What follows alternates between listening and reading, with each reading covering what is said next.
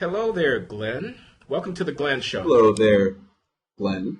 It's a pleasure for me to introduce Glenn Loury II as my guest here on the Glenn Show, my son, Glenn Loury II. Welcome, my son. It's truly a Glenn Show this time around. Yep, we've reached its full potential. Can you account for your presence on my video blog? How is it that you and I happen to be talking together? Well, that's a good question. I guess, being that we're the only two people living in the house now, we've been talking a lot, and some of those conversations have been quite interesting. And you thought, hey, we should put it on the internet and let people see it. I think you kind of thought so too, didn't you? Yeah, I thought so too. And so now here we are. So we're going to reproduce in short compass over the next, 40 minutes or so, some of the flavor of this back and forth that's been going on between the Glens over at 11 Copley Street, Brookline, Massachusetts, which is where you and I reside.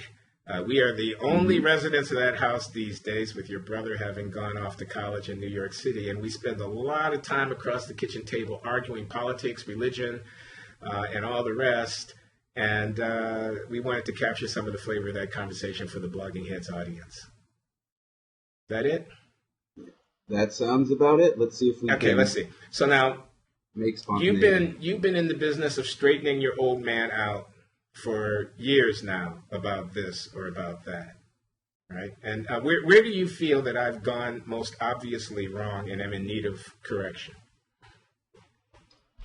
Well, I'm not sure if I can talk about that.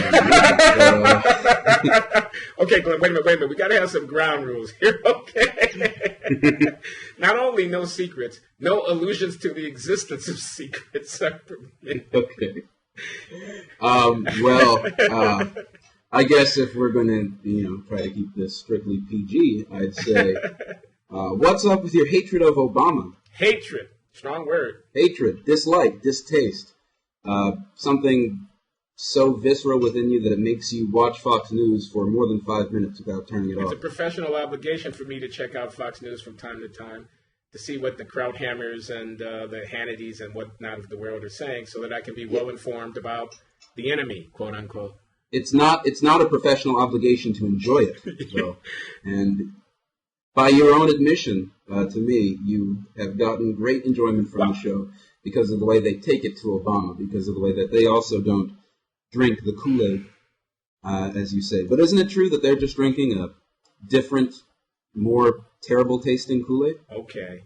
I'm not going to defend Fox News here. Yes, they have a biased point of view, and it's very clear in the way that they report the news. And I don't share that point of view. I do occasionally watch, but I watch, as I say, I watch because I need to be informed, but I also watch because it's entertaining on occasion. I think these guys are sometimes funny or entertaining, and I don't see how that can be denied. Don't you agree with me about that? That Fox News... I very much disagree. Aha. I find whenever I watch Fox News, I feel like I'm about to have a connection. I mean, to be fair, I also feel that way when I watch MSNBC. Okay. They annoy the hell out of me on there. I mean... Right. Hardball is quite fresh. Okay, so let me get to the main. Never mind about Fox News. I watch. I'm not the only person who watches Fox News from time to time. Well, that's and not the only liberal who watches Fox News from time to time, for that matter. I am a liberal, right? You would agree with that? I would have to, because you're certainly not a conservative. What's up with my hatred of Obama? I do not hate the president, and I intend to vote for him. In fact, I believe that you told me I have to vote for him or else. Did you say something like that? Yeah. Well, you can't vote for Mitt Romney. You can't vote for Mitt Romney. Now, I'm not going to, but why don't you share with the audience why it is that you feel it's absolutely imperative that I not vote for Mitt Romney? Well, because you're not just voting for president. In fact, you're mostly not voting for president at all. The difference between these two people is relatively small in the grand scheme of things, and the ability that they're going to affect things and work change and actually impact things that matter. But you're not just voting for them. You're voting for a party as well. And Mitt Romney is not just the upstanding businessman, the Mormon, the loving family man, the what have you. he is also the avatar for the Republican Party, a party which in recent years has been hijacked by more socially conservative elements like the Tea Party, who want to enact the Christian equivalent of Sharia law in this country, who want to, make a constitutional amendment that bans gay marriage, who want to prohibit women from getting abortions, even in the case of rape and incest, who want to abolish government programs like Medicare and welfare. They want to return it to the old days of the Republican Party when you really had to pull yourself up by your bootstraps.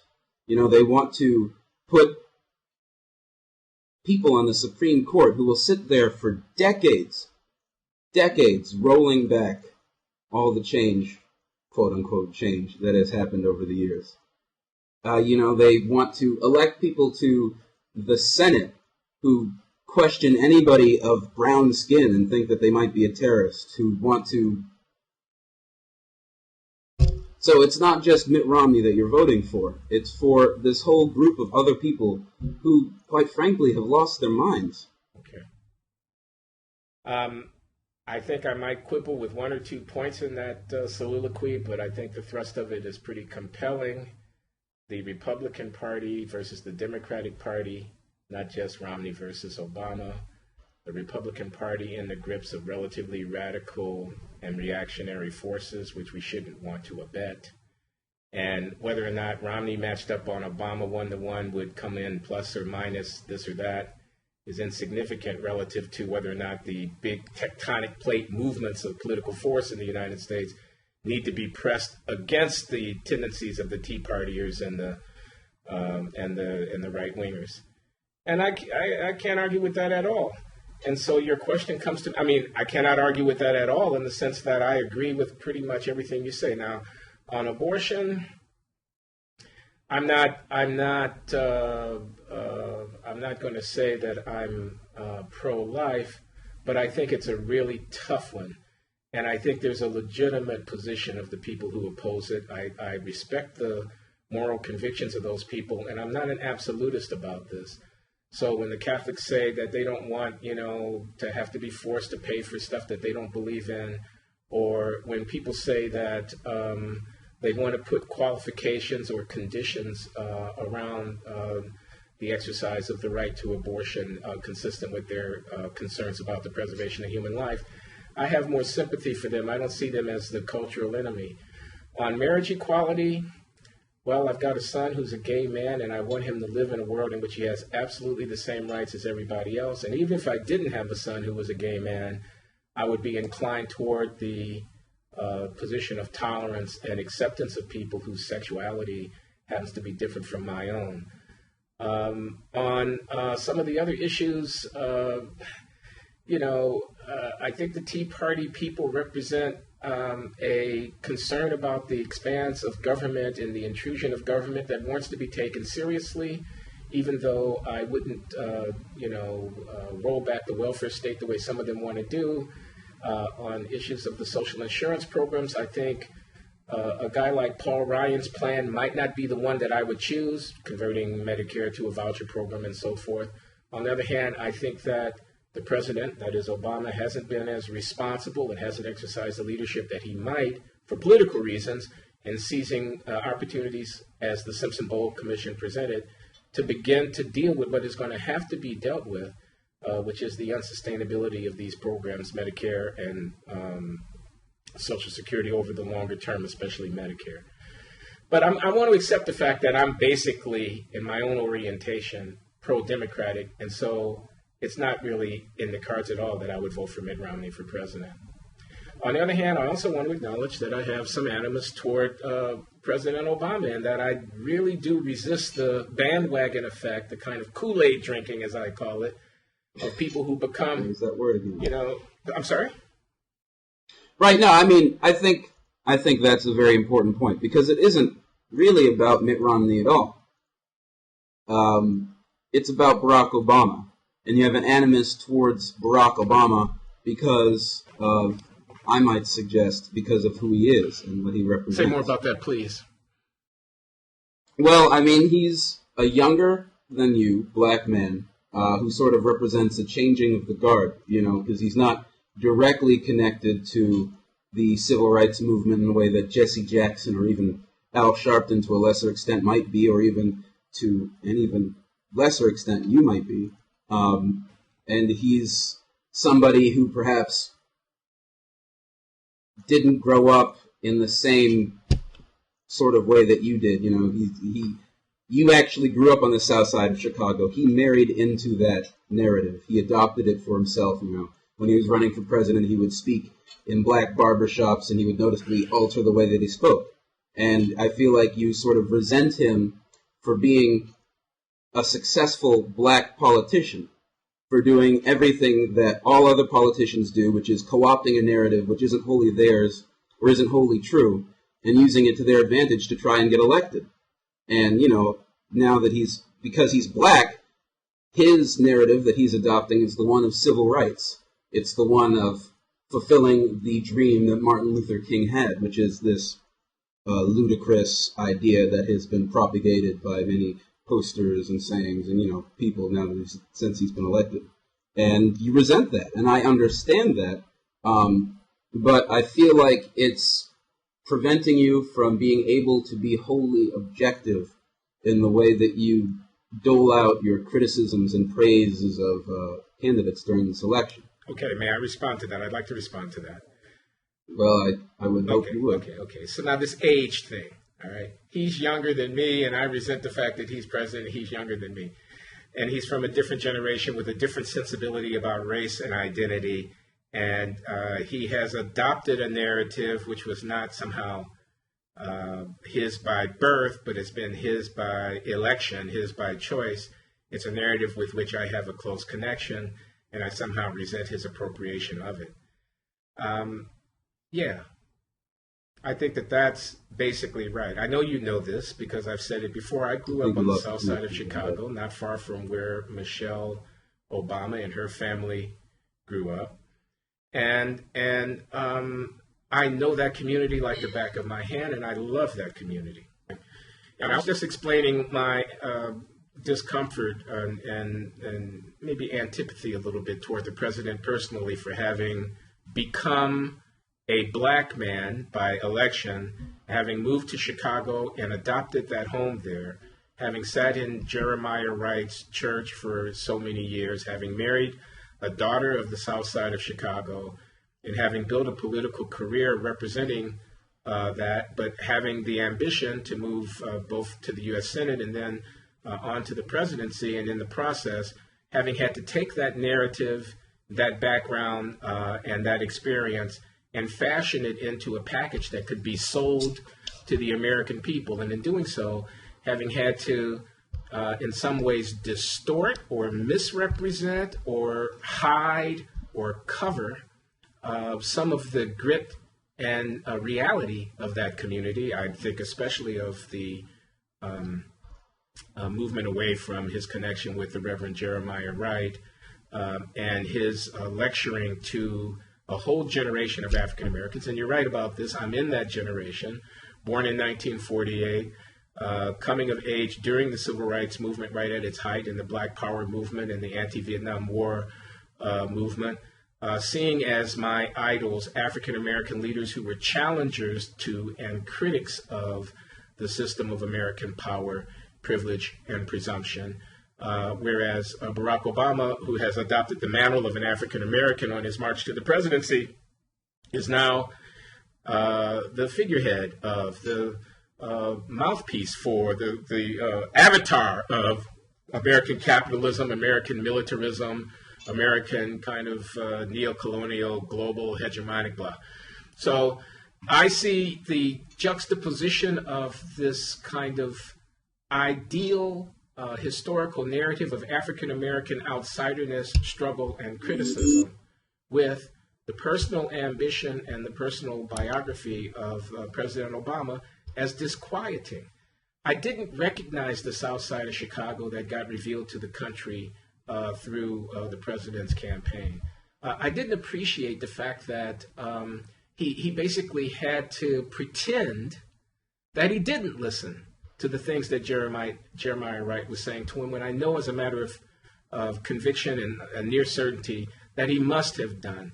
There was, in his effort to make himself acceptable to the country, a tendency to whitewash, downplay, misrepresent, and cover aspects of the community that I grew up in, which I think require no apology. So you're right. I don't like the way that the president has used his race, and I put the word in inverted commas, to foster his ambition. I feel that implicitly he's renegotiating America's understanding about the meaning of race and about the country's obligations to African Americans. Not that that's an intent of his, but it's a necessary byproduct of the way in which he has risen to and seeks to maintain power. And I put this all in an essay that I wrote, Obama is no king. I know you're familiar with it, in which I try to make the argument that how dare people say Martin Luther King had a dream and now with Obama the dream comes true. From my point of view, Martin Luther King's dream was a deeply subversive critique of American society. You're breaking up again. Whereas Barack Obama's practice is something that is much more of a kind of affirmation of sometimes the worst aspects of American society. Crowing about the drone strikes and how tough he is on the terrorists is one illustration of that. So you heard what I said, mostly about acknowledging that I had some antipathy toward Obama that came from my feelings that he wasn't honoring the community that I grew up in on the South Side in the ways that I would hope that the first black president of the United States would have done. Yeah, and I'm just trying to say, what are you expecting? The man was running for president. He was trying to win. He wasn't trying to appease your sense of what he should or shouldn't be doing to win. I mean, if somebody has a perceived election and an advantage, they're going to exploit it to the fullest. I'm not saying that that's a good thing. I'm just saying I don't see why you should expect Barack Obama to act differently simply because it's now your narrative that's being used. I feel like the mistress who can only be visited in the dark of night and can never be taken out to the restaurant on the arm of the guy and be, treated with respect and with dignity. I feel like Obama wanted and wants the,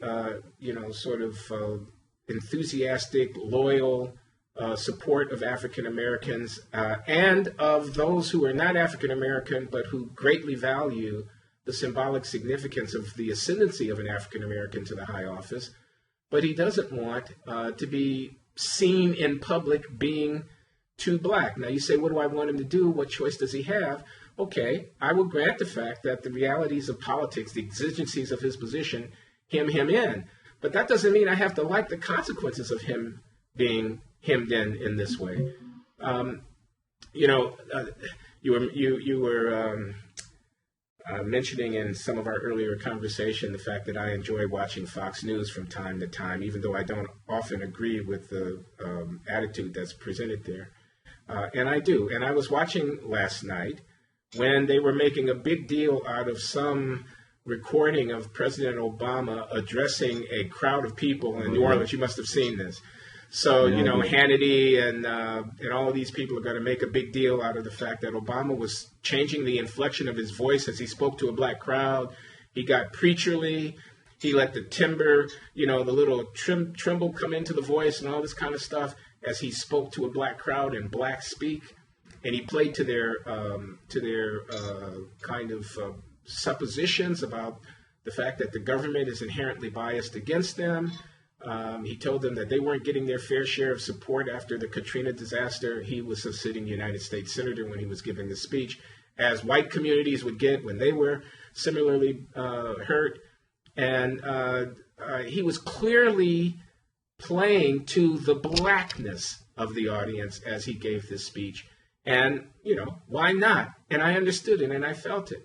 But the speech is a huge embarrassment to him now. The fact that he would have actually gone to a black audience and talked to them in a black dialect, that he would have affected a certain kind of familiarity with their culture and their way of speaking with one another, and would have also embraced some of their suppositions about the bias of American society can't be any surprise to anybody, certainly no surprise to me. But it's very much out of character of the latter-day Obama, who has had to become president. And you say he's had no choice in this. I acknowledge that, if he wants to succeed, he's got to play the game. Politicians play a game, but I don't have to feel good about it. And I don't have to like it, and I don't. So, how did Cornel West put it? He's putting a black face on American empire. He is assimilating the historical narrative of critical outsider doubt about American virtue, city on a hill, greatest country in the history of the world. No. These are the descendants of the slaves here. We know that the country is deeply flawed. We know that it still stands at a great distance from its ideal image of itself. African-American presence in the American political flux ought to stand for something critical. It ought to call us to higher ground. Now, the president does on occasion do that, but not nearly enough, because he's president of all the people. He's commander-in-chief of the military. He is the cheerleader of our global economic efforts. And he can't just be a black man. And I guess I do have a problem with it. I confess it. What can I say? Okay, so you're saying that to say what? What do you want Barack Obama to do? I wanted him to go for the single-payer system. I know, that would have been political suicide, you'll say. I wanted him to denounce the war on terror, not just stop using the words, because we're not at war. Okay? And if we want to think of ourselves as being at war for the next 100 years with this upsurging of anti-Western and anti-American sentiment that gets violent and that we obviously have to deal with, if we want to mobilize as if we were at war, that's a horrible thing for us to be doing. I wanted him to be, more of a peacemaker than he has proven to be, and perhaps then would be possible for him to be under the circumstance. I wanted him to give voice as an African-American more effectively than he has done to the longings and the sort of unrequited expectation of African-American people who, in this economy, are taking a tremendous beating, especially at the bottom end of the income distribution. I mean, it's tough. It's tough for everybody. This is a horrible recession. But in the inner cities, for the people who don't have a college education, for the people who work in these marginal jobs, the people who are dependent upon public assistance in one way or another in order to survive, they're taking a tremendous beating. He talks only about the middle class, and of late, inspired by Bill Clinton, of helping those who are not yet in the middle class to get into the middle class. He said almost nothing about the over-incarceration of people in this country and the vastly disproportionate over-incarceration of African Americans, about stop-and-frisk policing, which is being deployed in big cities across the country to the detriment of the civil liberties of the African American and Latinos who live in those communities. He's been more of an overt advocate of Hispanic communal interest than he has of African American communal interest, because the Hispanics are swing votes in key swing states, and the blacks are going to vote for him 94% no matter what he says or does. And I wished that he would have had a somewhat different posture. How much of this that I'm saying is realistic? How much of it is pie in the sky? How much of it is what he might do in a second term if he gets it? I don't know, but that's my response to you. Are you Well, here's my reaction. I mean, it just sounds... I mean, I have a confession to make. I don't feel like I'm not planning on voting for Barack Obama in this coming election for two reasons. A, I'm in Massachusetts, so my vote doesn't matter, so I might as well just vote for Jill Stein, considering she represents my views anyway. And B, I don't think either of them deserve my vote. And the reason I was quiet while you were ranting is because I don't disagree with anything of what you just said. I don't think Barack Obama is a very good president. He's done more drone strikes than any other president in history. He recently is trying to continue to allow people to be detained indefinitely on suspicions of terrorism. He's not any better than Republicans when it comes to national security issues. He was only forced to support gay marriage because it's like an issue that Joe Biden dragged in, like a cat drags in a dead rat, and he has to keep it or throw it out. And do I think he actually supports it? Yes, but I think he didn't want to go there in an election year. And so I'm very disappointed by Barack Obama and his considerable lack of spine and his considerable lack of conviction. Okay. But he's a politician. And in this modern day and age, I haven't seen very many successful ones who have any spine or vision or drive aside from what can I do to continue to be myself more popular. Now I have hope, which is, I guess, a dangerous word now. I have hope that maybe he might find some conviction in his second term because he won't be running for re-election. And, his popularity won't matter so much. He'll start thinking about his legacy. That's generally when people start to find it. But, that's just a very tenuous grasp, a very tenuous gamble. I'm not expecting much from Barack Obama. Okay, there's a but coming, yeah. But there is no denying that Mitt Romney as president, instead of just treading water in the wholly unsatisfactory direction that we're heading now, is a left turn into something that I think is very dangerous for the future of this country. I was actually listening on NPR to this, I believe you were telling me about this interview when I was on the radio, and I was hearing about it with this artistic director of a theater. I can't remember. Yeah, it's the Public Theater in New York City. In Lower Manhattan, yeah. In New York City, in Lower Manhattan. Right. And, he was talking, and they put the question to him, do you think it would be better for the artistic community if Mitt Romney were to be elected so that they could express greater dissent? And I think he hit it right on the nose, where he said any benefit of that would be dwarfed by the damage that would be done to this country if the Republicans were able to wrest control of not only the presidency, but Congress as well as the Supreme Court. And that's really what the presidency is about to me. It's about appointing people to the Supreme Court who will be there for decades. And that's why I will continue to not support Republicans. Well, Glenn, I'm not sure there's any disagreement between us at all then. Yeah, no, I was saying I largely agree with what you were saying. You just don't have the particular biography that I have from the South Side of Chicago. And so don't feel the resentment that I felt, for example, when Jeremiah Wright went under the bus. I don't believe that Jeremiah Wright is some kind of raving, mad, lunatic, America-hating bigot. I think he represents something that's organic to the community that I was raised in during the 1950s and the 1960s, which is a skeptical view about the claims that the American nation-state makes on its own behalf as a historical agent for, progress for mankind. Because we came on slave ships and we had our noses pressed against the candy store window for centuries prior to the beginnings of our incorporation.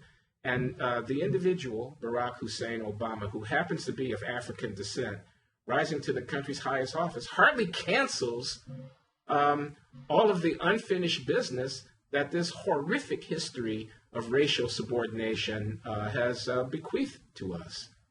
So we're agreeing way too much. Okay, so I want to change the topic a little bit. Okay. And you mentioned churches. So since in the past year you've undergone, for a variety of reasons that we don't have to go into, some sort of religious revival.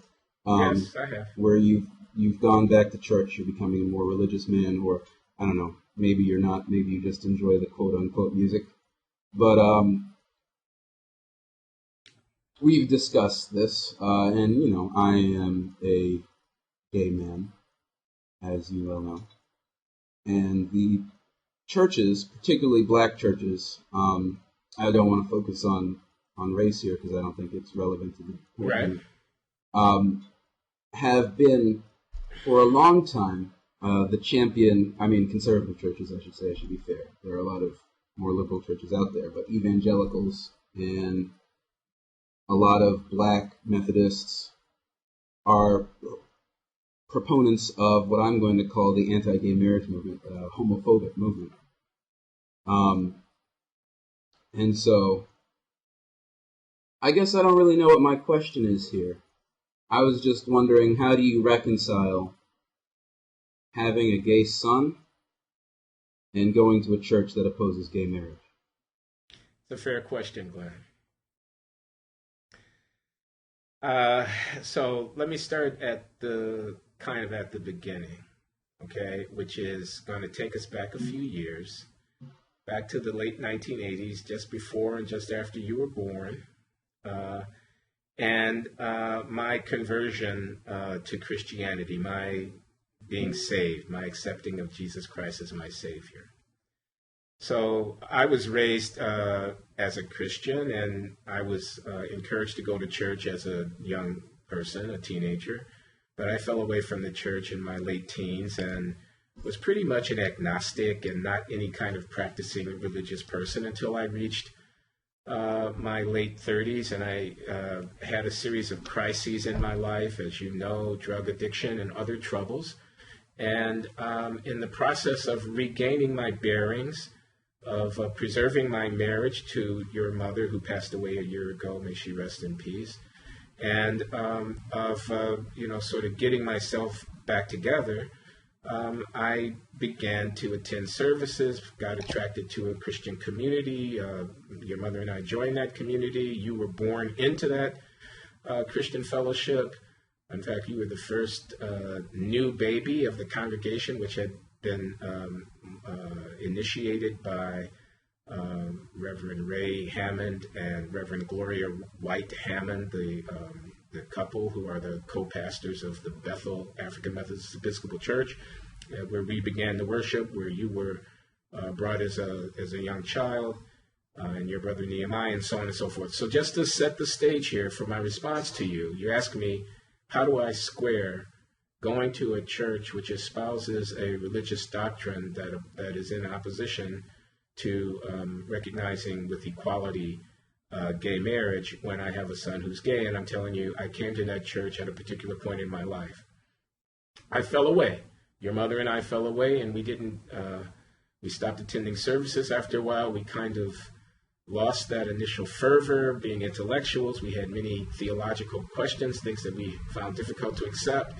I think both she and I were at heart, I am at heart agnostic about some of the sort of metaphysical claims made on behalf of religion.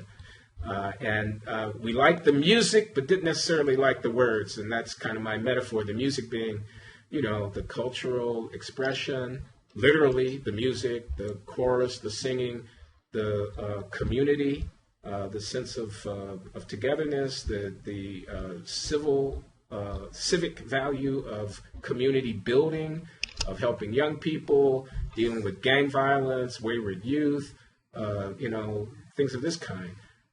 We appreciated the work that was being done there, and we admired the people who were there. And we were, to some degree, willing to suspend our disbelief about some of the larger sort of metaphysical claims that were being made on behalf of the value of this communal association.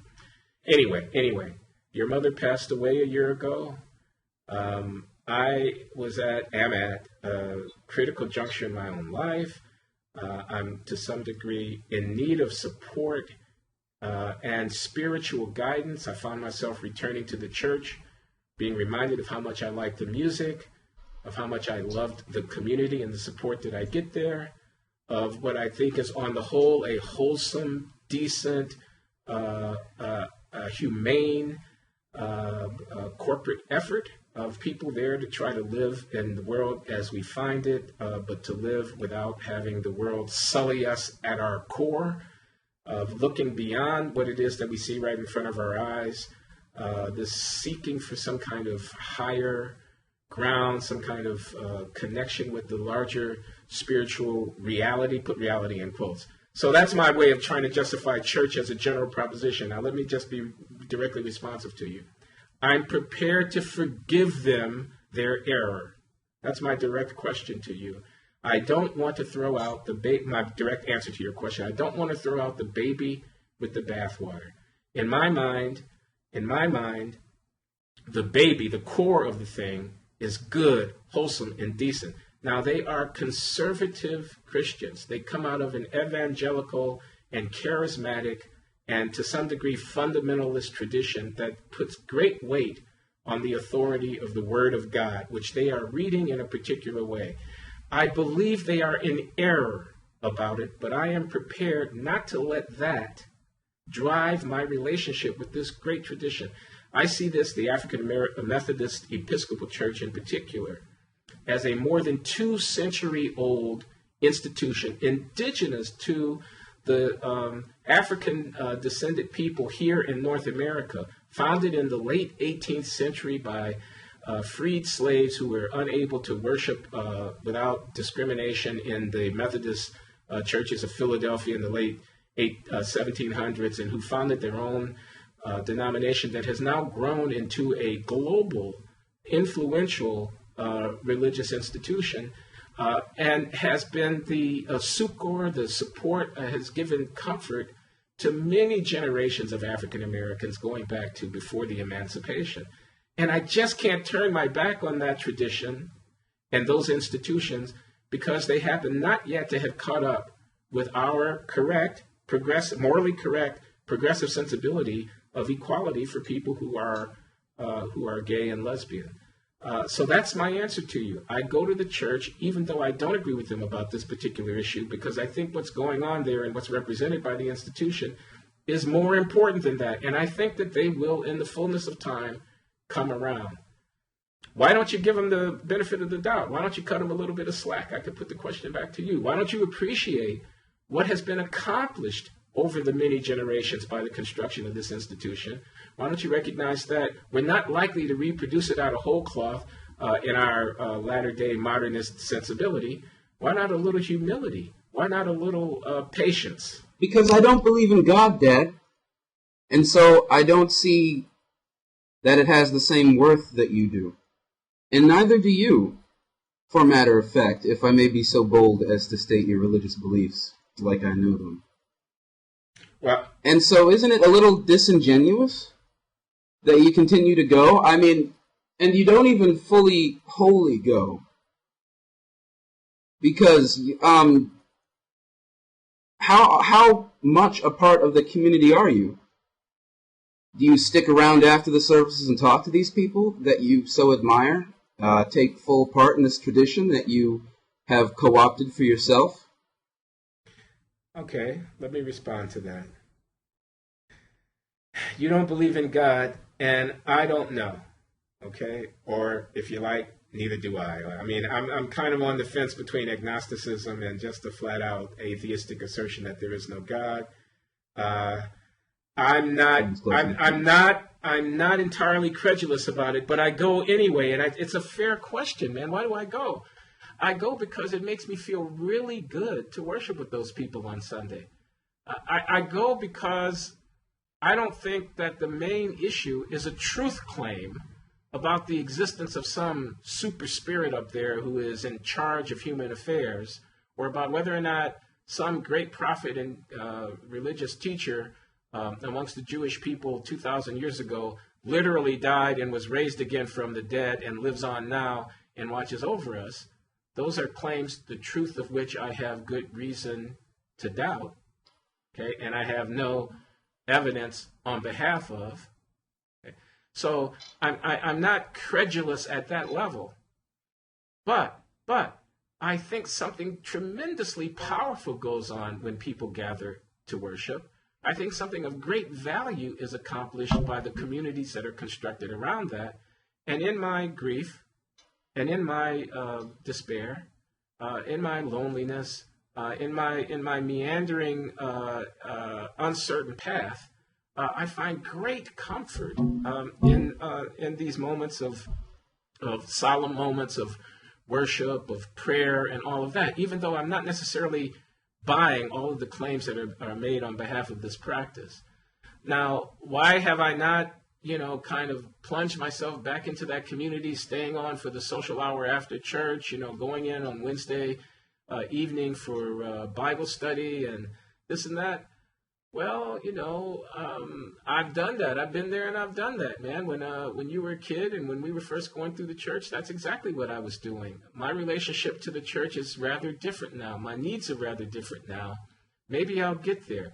Maybe my reticence and my distance from some of the social activities of the church bespeaks the fact that I'm not quite drinking the same Kool-Aid that those folks are drinking and not inviting these kind of conversations in which it's presumed that everybody is on the same page, believing that the Bible is the inerrant word of God and this and that. That God is going to answer our prayers, that God is going to cure the cancer over there if only we were faithful and fervent and praying and seeking his intervention.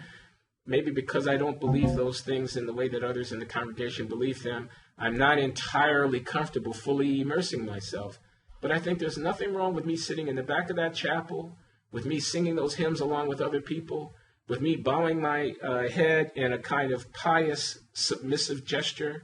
I don't think there's anything wrong with that. It's helping me get through life, Glenn. Yeah, and I don't think that me not going or me refusing to go is an indication of me having a lack of humility, Dad. These are people who think that because of who I love, I am going to hell. I'm going to suffer in a place that is unpleasant, to say the least, for eternity, because of something that I don't even really have control over. These are people who, if I chose to consummate the relationship with the person that I love, if I chose to marry them, would not recognize my relationship as being illegitimate. These are people who think that if I were to have children, that I would be doing them some harm just by existing the way that I am, by telling them that the way that I am is not a sin or is not wrong. And I don't bear them any particular ill will. I don't think that they're bad people. I just think that they're misguided. And I don't care to be among them. I don't think that makes me not humble. I just think that that's a sensible, pragmatic choice that I'm making, considering who I am and what they think of me. And I don't think that it has to be my job to go to their church and talk to these people and try to reach them and try to reason with them when it's not going to work. Well, if these beliefs are intractable, and I am sure I am not the first gay man that they have met or will have met, or that Pastor Ray Hammond has spoken to, who's the pastor at the church that you go to. I don't know if we mentioned it. Yeah, I think we might have. And so this is why the only way that I see change happening is it being forced upon people. They didn't start integrating schools once it became a popular thing to do. And gay marriage shouldn't have to wait until it becomes popular. Can I respond? Absolutely. Okay. We were talking about why I went to the church. Okay. Yeah, I was going. You asked me a series of questions earlier, like 6 minutes before you started the monologue thing, where you said, "Why don't you try to have a little humility? Why don't you try to have a respect for this 200-year history?" And I was going back to answer those questions in full because you sort of took off. Okay, fine. You don't regard it as in any way a lack of humility on your part that you're not interested in or tolerant of this particular religious orientation because of the fact that they don't respect your equality of moral status because of your sexuality. I accept that completely. I know you're not going to the church, and I think you know that I'm not trying to get you to go. Okay? Well, no. I've never tried to get you to go to the church. I may have suggested. I may have suggested some morning. Okay, no. Hold on. History. I might suggest some Sunday morning as I'm on the way out the door that you might consider going, and you might say no, thanks. Okay, and then it doesn't come up again. Nobody's giving you a hard time about not going. Well, you did kind of make me go once. Okay, I thought that we owed it out of respect to the people because of your mother and all that kind of stuff. But anyway, here's what I'm trying to say. I don't think you know them, Glenn. All right. First of all, if you were to walk into that sanctuary, and it's up to you, I'm not trying to persuade you to do it, you would find that you were not the only gay man in that congregation. Okay. I'm certain of it, and I know you. I'm sure I wouldn't. And some of them are not in the closet. Okay. Good for them. You would find that there was not the kind of I don't want to name any name because I might be unfair to somebody, but not the kind of rabid sort of animus against homosexuality as, an abomination and bestiality and all this kind of talk amongst these people. You'd find much more tolerance there, I believe. You would find people saying that they were not prepared to endorse marriage equality, which is a position that I support personally. I think you would find many people saying that, and they would give biblical basis for their saying so. I believe they're wrong in that. I agree with you about that. But as I've said, I don't find their error in that respect to be disqualifying in terms of me being willing to give them some of my time. You and I can make different decisions about that. We're in different situations. I appreciate it. Okay, I have a question for you. Yeah. Do you think the fact that their objections to gay marriage are biblical makes them more legitimate and more acceptable and more tenable? Yes. Why More that? than, we should have specified what the alternative would be, but more than presumably a secular opposition to, why is that? Because the beliefs are not, it's not like a la carte, where you take some and you leave some. You just go down the menu and you say, I believe this, I don't believe that. There's a tradition here. Well, I think the very... You didn't let me finish, son. Very variations in the beliefs that various Christian sects have proves that it is a la carte. I'm sorry, I didn't get that. Say it again. No, it is a la carte, Dad. I mean, various sects are picking and choosing, not the individual people within them, but various sects have picked and chosen which parts of the Bible that they choose to believe. Okay, look. I think that's undeniable. I'm trying to say, son, I don't want to get an argument about biblical exegesis here. Okay, and of course you're right that the corporate belief of a particular religious, sect may be selective, at least in its emphasis of what is in the Bible, where they may put more weight on some parts than others, and the reasons that they do so may have more to do with them than it has to do with the Bible or with the religious history of the sect. So, no, I'm not disputing that. But what I'm saying is, I'm talking about the African Methodist Episcopal Church, okay? I'm saying, and I'm talking in particular about the congregation, and I'm saying that their complex of beliefs are not, those things fit together in a certain way. And I'm saying that and they're not set in stone. They evolve over time. They have evolved with respect to gender equality in profound ways. Okay, they may still have some way to go with respect to gender equality in some corners of the African American church and of the church more generally, but they have changed tremendously. Okay, and they will change on this issue too. You know that history is on your side here. I'm just not willing to allow my difference of opinion with them about this matter of marriage equality and the moral status of homosexuality to lead me to turn my back on the whole complex of moral and spiritual and communal structures that have evolved in this social location called the African Methodist Episcopal Church. And what about the gay children of these people? These perfectly nice people who are very nice, who believe that homosexuality is a sin because of biblical reasons. What about the gay children of these people? You're one of them, son. Yes, I know, and I have a lot of problems. I was in the closet for 4 years when I was in high school. I tried... Well, you know. I know. But look where we are. Now, yeah, we're in a good place. Because I'm lucky. Because you're educated. And because you weren't really religious to begin with. Because your beliefs weren't so intractable, Dad. Well, wait a minute. Because Mom didn't really believe at all. I don't... So it's not really the same situation that I was in. I was lucky. Well, wait a minute now. I think you're raising an empirical question, and I think we ought to look at the facts about it. What about the gay children of the members of the Bethel African Methodist Episcopal Church? I happen not to know the facts, but they would be ascertainable. Do they... Yeah, Well, go ahead. I'm sorry. I would know. I was just going to say I'd like to know. Okay.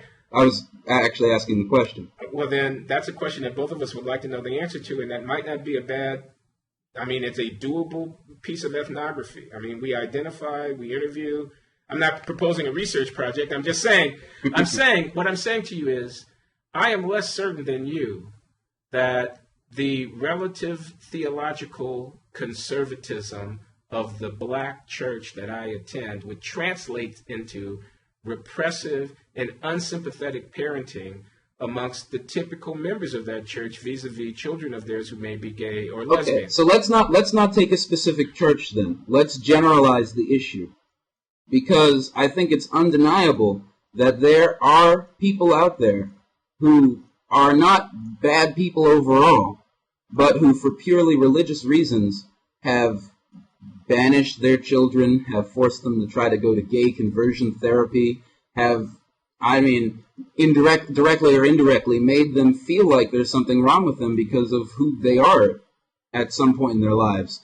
And it's something that is stemmed from religion. Okay, but if you would please, don't stereotype the existence, don't use the existence of religious people who think bad things as a characterization of anyone who happens to be religious. They exist religious people who... I'm not saying it's a characterization of anyone who happens to be religious. There are plenty of religious people out there who support gay marriage. A lot of them. There are plenty of religious people out there who are in favor of gay rights. I'm not generalizing this about religious people.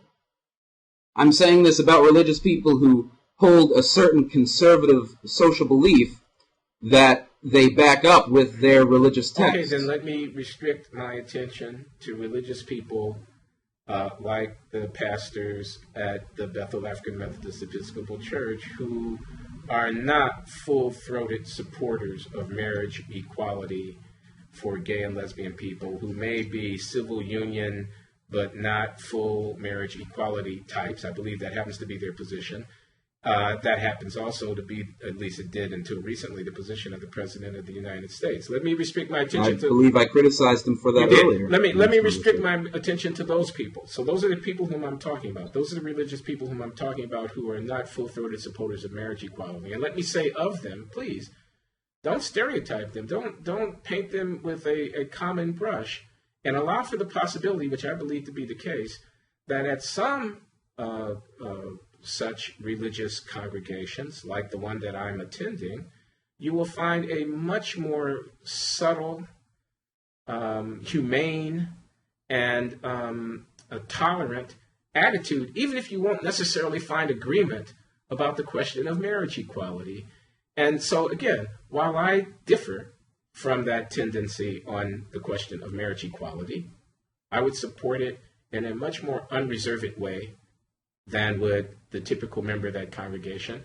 I don't believe it's fair to say of them that their closeted children would necessarily suffer, that they want, to banish gay people to some corner of the society, or that they view them with contempt and whatever. I don't think that's true. I think it's more complicated than that, and I'm not saying that they do treat them with contempt. Okay. I'm saying that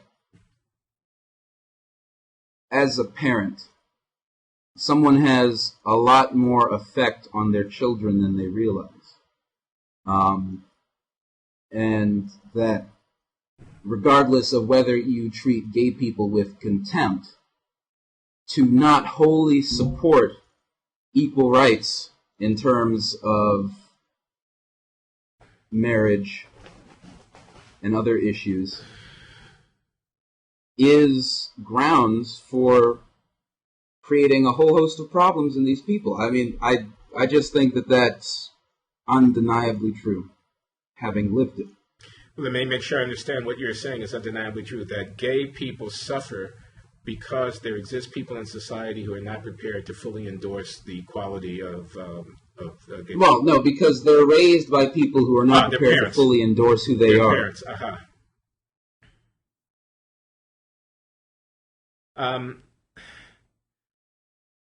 And I realize that that's asking a lot, because you can have like a visceral reaction that's uncontrollable. Let me say this, and I think we can come back and have more conversations at the Glenn show, since we're both Glens. It seems like that's a natural place for us to do it, but I think we're getting toward the natural end of this one. And what I want to ask of you is to consider that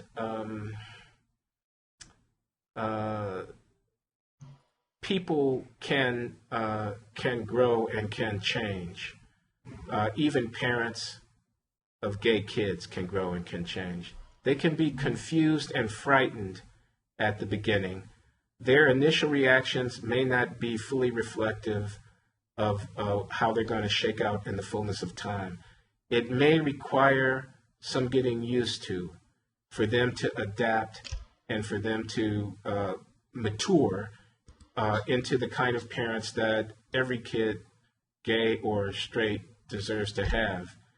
And that their mistakes and their initial hyperbolic reactions and their struggles are to be expected, and that their character is to be judged not by where they start, but where they end up. And it's not over yet in any relationship between parent and child, as long as people are committed to the relationship and are trying. And neither is it open for over yet for institutions that may, because of their history, begin in one place, but may, under the persuasive arguments of passionate and articulate and humane people such as yourself, be moved to another place. And I just think that the Bethel African Methodist Episcopal Church, since that's the one that we're talking about, deserves and has earned, on the basis of 25 years of really good works from really decent people, maybe a benefit of a doubt, or maybe a little bit of patience, or maybe at least to be argued with respectfully. And I'm not saying that you're not respectful, but don't write them off. That's what I'm trying to say to you. And I'll let you have the last word, Glenn. All right. I will grant you respect because I think that... Yeah, son, we're breaking up a little bit on the audio. As a general rule, they should be respectful towards one another, but I don't grant you patience. Because... Son, can you hear me? They're just... Too much time has gone by already. I was just saying, too much time has gone by already. Yeah. Too many kids have already killed themselves. Too many people... I hear you. Have killed other people on the basis of their sexuality. And I'm not saying that the Bethel A.M.E. Church is directly responsible for that, but they are on the same spectrum as these people. They have the same, at the end of the day, they have the same basic position on marriage equality in that they're against it. And so I'm going to counter it no matter how light it is, no matter how nice they may be, and I'm not going to have patience for it. Because I'm lucky in that I have had parents who, while there may have been rumblings at the start, were very quick to come around on it. But not everyone is so lucky. And the only way to make people realize that there is no problem with it is to force it into their face and see that they're just as normal, and to see that gay people are just as normal as everyone else. Okay, Glenn.